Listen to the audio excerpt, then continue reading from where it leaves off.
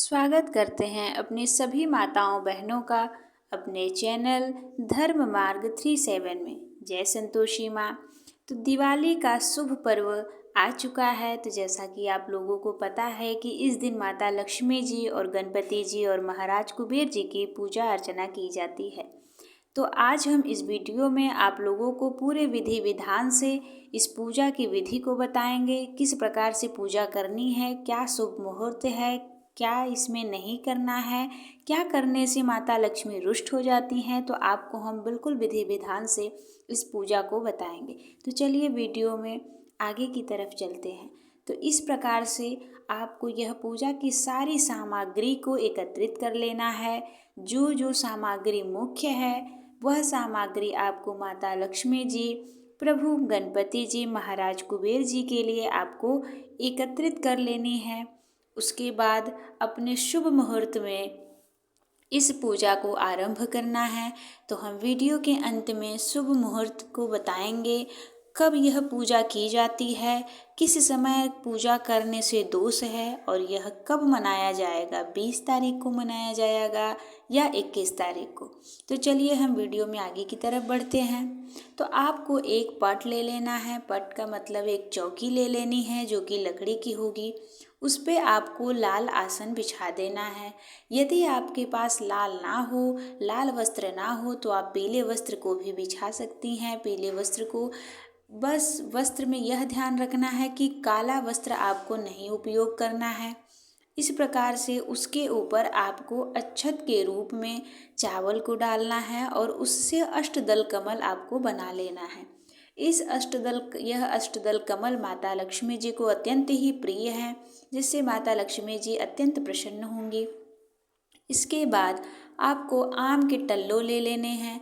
वह 5 हो 7 हो, अपने आवश्यकता अनुसार जो आपको सुविधा में मिल जाए आप उतने टल्लों को ले लीजिए।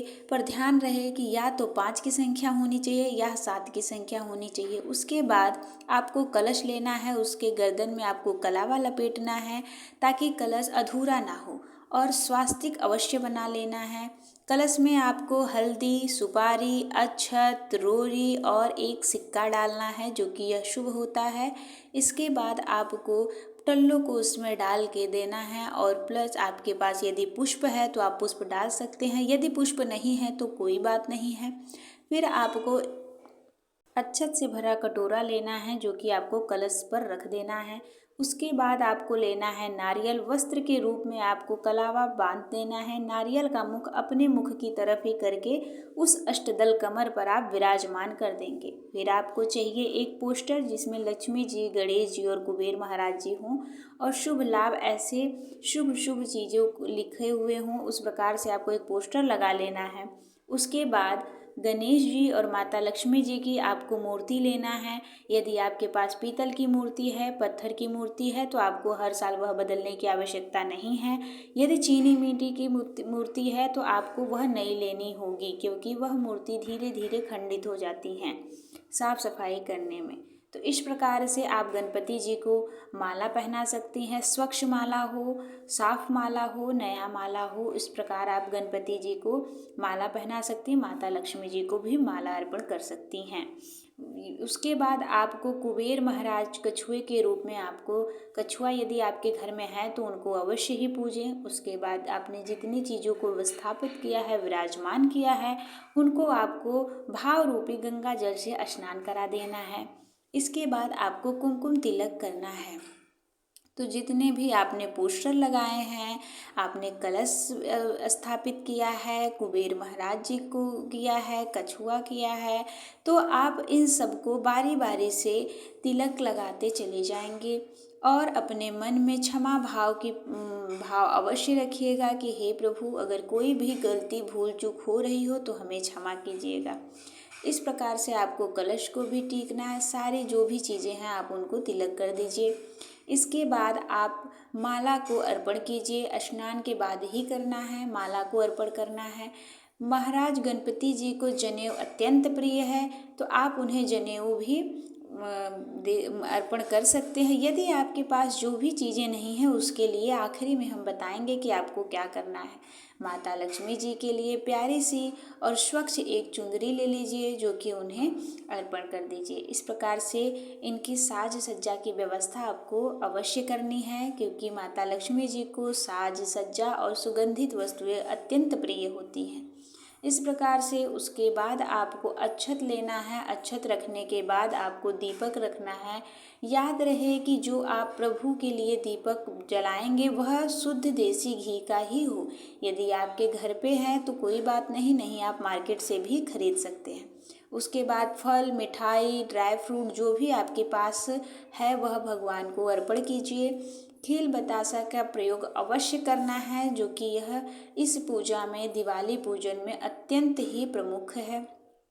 इसके बाद दूब जो होती है वह गणपति जी को अत्यंत प्रिय है, तो आप ये चीज़ें सब आसान चीज़ें जो कि आसानी से मिल सकती हैं। इसके बाद आपको 5 शंख, 5 सिपारी, 5 कमलगट्टे और 5 कौड़ी, साबुत धनिया, लौंग, इलायची, इस तरीके से और खड़ी हल्दी आपको रख लेने हैं एक प्लेट में, जो कि सब भगवान को अर्पण करना है। फिर माता लक्ष्मी जी को आपको श्रृंगार के रूप में जो भी आपके पास चीज़ें हैं, चूड़ी, बिंदी, कंगन, सिंदूर और महावर, यह मुख्य रूप से है जो कि आपको अर्पण करना है।